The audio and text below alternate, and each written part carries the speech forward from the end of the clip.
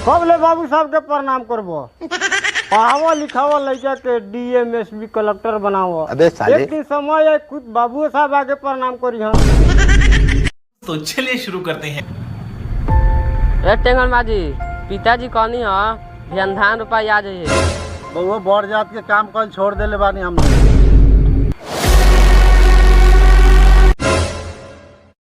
देखल उनी मुसहर जाति में बुधन माझी के बेटा एगो नेता बन गइल बा। अब उ समझा बुझा देता एगो ओकर जात अब कमाए हमी का खेत में नहीं के आवत। हम आज गेरनिया मुसल टोला जाना जोरे रोपनी करावे के खेत में, तो वहाँ के मुसहर जाति के जितना लोग रलक कहलक हमनी कोई का खेत में कमाए ना जाए। हम घूम घुमाए चलल बनी घरे आ खेत के पानी सूख गए।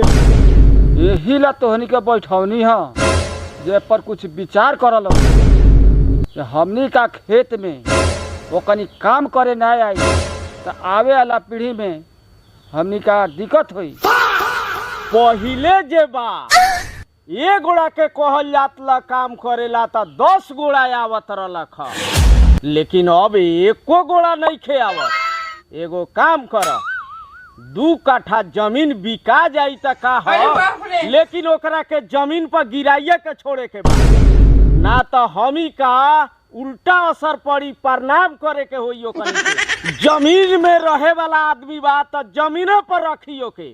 देखो छोटका जात के आदमी जब उभरेला बड़ा बनेला तो हमनी बड़ा बने ना दिले, हमनी ओकरा गिरा दी। ई सदियों से आ रहल बा। अबे साले ना तो ओकनी कहियो हमनी के प्रणाम ना करी।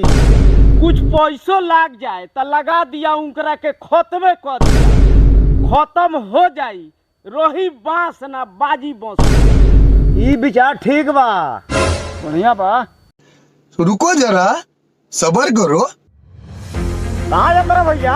हाँ जाता है मलिकार का कमाए। कोई मलिकार तलकार को कमाने नहीं जाना है, सबको पैसा हम देंगे। अब हम नेता बन गए हैं। तो ठीक बा, सांझ के तो हमरा को पौवा दे दिया, हम मुँह सोच पकड़ के ले आकर चिकना बना ले हम।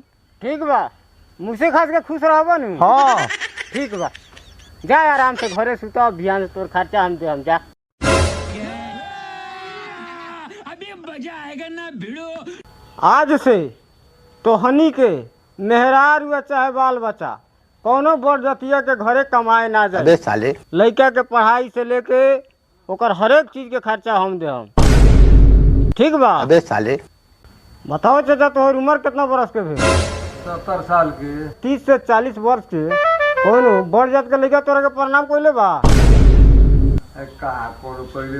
प्रणाम कब ले बाबू साहब के प्रणाम करबो? पढ़ावा लिखावा लड़का के डीएम एसपी कलेक्टर बनावो। एक दिन समय है खुद बाबू साहब आगे प्रणाम करी हम। प्रणाम पाती में कुछ नहीं खिलावा, सबसे बड़ा बाल बच्चा के एजुकेशन दीजिए और पढ़ाइए, अच्छा संस्कार दीजिए। तो नेताजी हमने कलम किताब का पैसा मिली न? सब तो मिली, कॉपी किताब कलम पेंसिल खली स्लेट सिलेट सब मिली। यहाँ से नानी बदल कितना नेता आए लगी नहीं कहे टेंशन लेता नहीं। हम इंग्लैंड से पढ़ चल बनी और उठा सब नेता कौन हम ना है। ओ बाबू आज ननकी मुसवा बनता, बड़का मुसवा कहां बा? ननकी मुसवा पकाव ना, चिकना बो के ताड़ी पिए के बा। बड़का मुसवा घरे बनता। मुसवा का मुड़िया हम खाए और मैं सब कोचिया दे देवेला। कोचिया ना खाइबो। ए गुड़मुड़िया खाई, हटाओ बातें खत्म कर। ए कुदन माझी, अरे बाप रे, चदर उतने फैलाओ जितना से गरज चले, ना तो चदर में से गिरबे तो कान फाड़ जाई। तो देखा तारा एकर बाबा दादा प्रणाम हमनी करे। एकरा द्वार पर हम आयल बानी तो उठ के हमनी के प्रणाम दे करती। रनका जमाना गेल, हम नायका में हो, गांव के प्रधान अब हम बनी। अब हमरा के तोहनी प्रणाम करो, हम ना तोहनी के प्रणाम करो।